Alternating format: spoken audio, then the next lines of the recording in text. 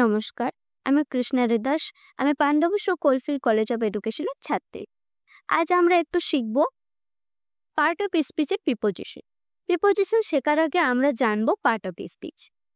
Part of স্পিচের 8টি ভাগ রয়েছে। 8টি ভাগের নামগুলি কি কি? প্রথম হচ্ছে noun, pronoun, verb, adjective, adverb, preposition, conjunction, interjection. আজ আমরা জানবো প্রিপোজিশনের জন্য প্রিপোজিশন কি এবং এর গুরুত্ব কি, কেন গ্রামারে ব্যবহৃত হয় তা আমরা বিস্তারিতভাবে জানবে। চলুন তাহলে দেখে নিই প্রিপোজিশন কি। প্রিপোজিশন হচ্ছে, এর বাংলা অর্থ হচ্ছে পূর্বসর্গ। প্রিপোজিশন হচ্ছে এমন একটা শব্দ যা নাউন ও প্রোনাউনের আগে বসে বাক্যের অন্যান্য শব্দের সঙ্গে একটা নতুন সম্পর্ক তৈরি করে এবং তাদেরকে একটা দিক নির্দেশ করে। কিসের দিক নির্দেশ? যেমন হচ্ছে সময়, যেমন হচ্ছে অবস্থান, দিক, কারণ, ভঙ্গি, বিভিন্ন ক্ষেত্রে। চলুন এবার আমরা একটা এক্সাম্পল নিই। এক্সাম্পল কি? She is sitting on the table. সে টেবিলের উপর বসে আছে। টেবিলের ওপর, অনটা হচ্ছে এখানে প্রিপোজিশন। এখানে যদি আমরা অনটাকে সরিয়ে দিই, তারপর যদি আমরা সেন্টেন্সটাকে পড়ি, she is sitting the table, সে টেবিলে বসে আছে। সেন্টেন্সটার মধ্যে কোনো অর্থপূর্ণ শব্দ তৈরি হচ্ছে না, একটা প্রশ্ন থেকে যাচ্ছে। কিন্তু যদি আমরা অনটা বসিয়ে সেন্টেন্সটাকে পড়ি, she is sitting on the table, সে টেবিলের উপর বসে আছে। কোথায় বসে আছে? না, উপরে বসে আছে। অনটা হচ্ছে এখানে প্রিপোজিশন। চলুন আমরা আরো কিছু প্রিপোজিশন জেনে নিই। দেখুন আমি এখানে কিছু প্রিপোজিশন তুলে রয়েছি, যেমন হচ্ছে in, on, over, under, below, behind, beside, between, among, into, across, along, around, up and down, before, after. চলুন এগুলো আমরা একটু বিস্তারিতভাবে আলোচনা করি। প্রথম হচ্ছে ইন। ইন আমরা কখন ব্যবহার করব? না, ইন আমরা ব্যবহার করব কোনো কিছু ভেতরে, কোনো কিছু বস্তুর ভেতরে যখন আমরা বোঝাবো তখন আমরা ইন ব্যবহার করবে। যেমন এক্সাম্পল দেখো, the book is in the bag. বইটি ব্যাগের ভেতরে আছে। কোথায় আছে? না, ভেতরে। ভেতরে বোঝাতে আমরা এখানে ইন ব্যবহার করেছি। অন আমরা কখন ব্যবহার করব? অন আমরা ব্যবহার করব যখন কোনো ব্যক্তি বা বস্তুকে স্পর্শ করে থাকবে, তখন আমরা অন ব্যবহার করব। কোনো কিছু ব্যক্তি বা বস্তুর উপরে বোঝাতে এবং স্পর্শ করে থাকবে, তখন আমরা অন ব্যবহার করব। যেমন she sat on the chair, সে চেয়ারের উপর বসেছিল। কোথায় বসেছিল? উপরে, স্পর্শ করে বসেছিল, চেয়ারটাকে স্পর্শ করে বসেছিল, তাই আমরা এখানে অন ব্যবহার করেছি। ওভার অ্যাবাভ কখন ব্যবহার করব? ওভার অ্যাবাভ আমরা ব্যবহার করব যখন কোনো কিছু ওপরে থাকবে। ওপরে মানে কোনো কিছু স্পর্শ করে থাকবে না। যেমন the plane flew above the clouds, বিমানটি মেঘের উপর দিয়ে উড়ে গেল। এখানে উপরে বোঝাতে আমরা অ্যাবাভ ব্যবহার করছি। দেখুন এখানে যেমন বিলো, বিলো আমরা কখন ব্যবহার করব? যখন আমরা কোনো কিছু নিম্নে, নিচে বা কম ব্যবহার করব, তখন আমরা বিলো ব্যবহার করব। যেমন দেখুন, your grade is below average, তোমার নম্বর গড়ের চেয়েও কম। এখানে কম, কম মানে নিচে বোঝাচ্ছে, সেখানে আমরা বিলো ব্যবহার করছি। পরে নিন, তারপর হচ্ছে বিহাইন্ড। বিহাইন্ড আমরা কখন ব্যবহার করব? যখন কোনো ব্যক্তি বা বস্তুর পেছনে বোঝাতে আমরা বিহাইন্ড ব্যবহার করব। যেমন দেখুন এখানে, the rat is behind the table, ইঁদুরটি টেবিলের পেছনে রয়েছে। কোথায় রয়েছে? পেছনে। পেছনে বোঝাতে আমি এখানে বিহাইন্ড ব্যবহার করেছি। বিসাইড, বিসাইড আমরা কখন ব্যবহার করব?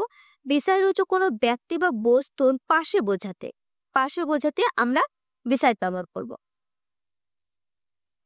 যেমন এখানে দেখুন, I set beside her during the class চলাকালীন আমি তার পাশে বসেছিলাম। তা কোথায় বসেছিলাম? তার পাশে বোঝাতে আমরা এখানে বিসাইড ব্যবহার করেছি। বিটুইন আমরা কখন ব্যবহার করব? যখন দুই বা ততোধিক জিনিসের মাঝখানে, মধ্যে যখন আমরা ব্যবহার করব বোঝাবো, তখন আমরা বিটুইন ব্যবহার করব। যেমন দেখুন, the seminar is schedule between 1 PM and 2 PM। এখানে সেমিনারের সময়টি নির্ধারিত হয়েছে দুপুর 1টা থেকে দুটোর মধ্যে। তাহলে এখানে কোনো কিছু মধ্যে বোঝাচ্ছে, তাহলে এখানে কোনো কিছু মধ্যে বোঝালে আমরা এখানে বিটুইন ব্যবহার করতে পারি। চলুন আমরা বিটুইন ব্যবহার। তারপর দেখুন অ্যামং। অ্যামং আমরা কখন ব্যবহার করব? যখন অধিক বস্তু বা অধিক ব্যক্তি বা গোষ্ঠীর মধ্যে বোঝাবে তখন আমরা অ্যামং ব্যবহার করব।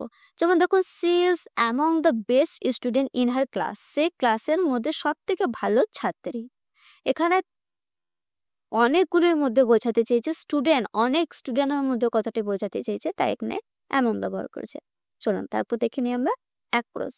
অ্যাক্রস কখন ব্যবহার করব? অ্যাক্রস আমরা ব্যবহার করব যখন এক প্রান্ত থেকে অন্য প্রান্ত, যখন আমরা কোনো কিছু বোঝাবো তখন আমরা অ্যাক্রস ব্যবহার করব। যেমন দেখুন এখানে the accident happen just across the railway line.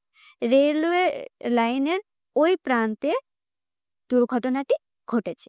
তাহলে কোথায় ঘটেছে? ওই প্রান্তে, মানে এই প্রান্ত থেকে ওই প্রান্ত, সেখানে আমরা অ্যাক্রস ব্যবহার করব। অ্যারাউন্ড। অ্যারাউন্ড আমরা কখন ব্যবহার করব? অ্যারাউন্ড আমরা ব্যবহার করব যখন কোনো কিছু বস্তু বা ব্যক্তির চারিদিকে চারপাশে নির্ধারিত হবে তখন আমরা অ্যারাউন্ড ব্যবহার করব। যেমন দেখুন the children are playing around the tree. গাছটিকে ঘিরে শিশুরা খেলা করছে। তাহলে কাকে ঘিরে খেলা করছে? গাছটিকে ঘিরে।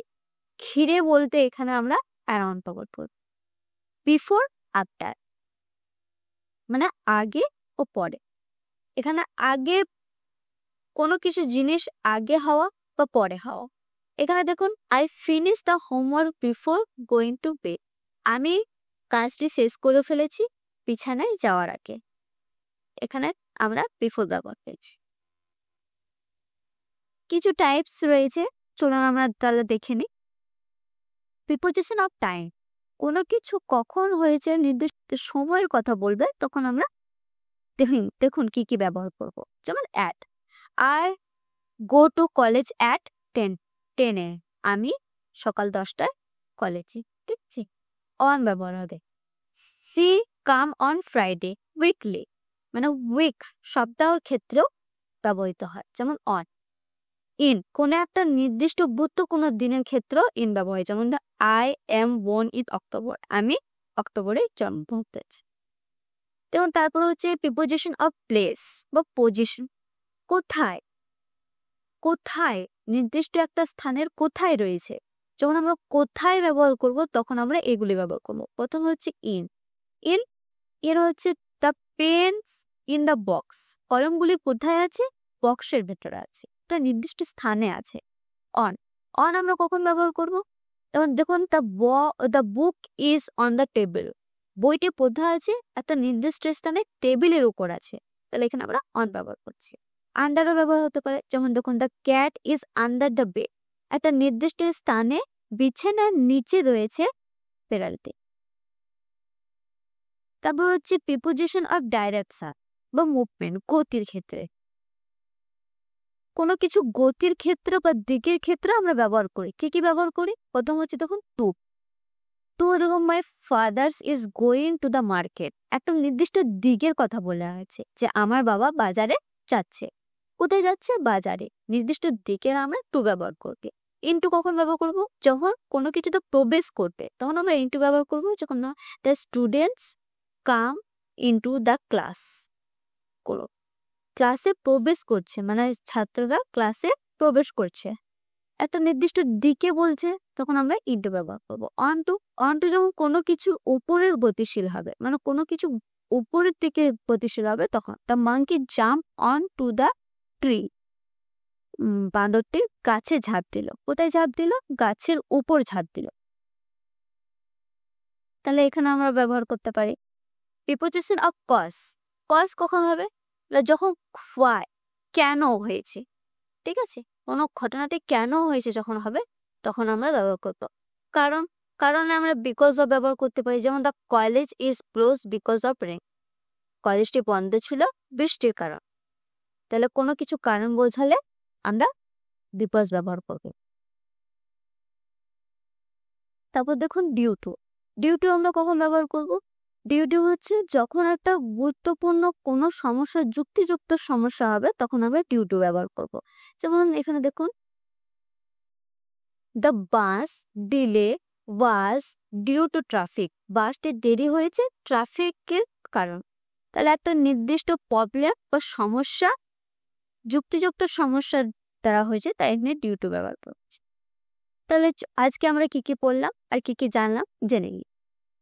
প্রিপোজিশন হচ্ছে এমন একটা শব্দ যা একটা গ্রামাটিক্যালের মধ্যে একটা গুরুত্বপূর্ণ ভূমিকা পালন করে এবং তাদের দিকগুলি নির্দেশ করে দেয়। যেমন হচ্ছে সময়, স্থান, দিক, অবস্থান সবকিছুর একটা নির্দিষ্ট জায়গার বুঝিয়ে দিচ্ছে এবং এটি না থাকলে একটা নির্দিষ্ট সেন্টেন্সের বাক্যটা কত প্রশ্ন থেকে যাচ্ছে, প্রশ্ন মানে বাক্যটা তৈরি হচ্ছে না।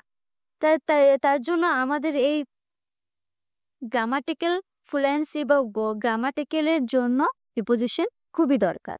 ঠিক আছে, চলুন তাহলে আজকে এইটুকুই থাক, সমাপ্ত করলাম।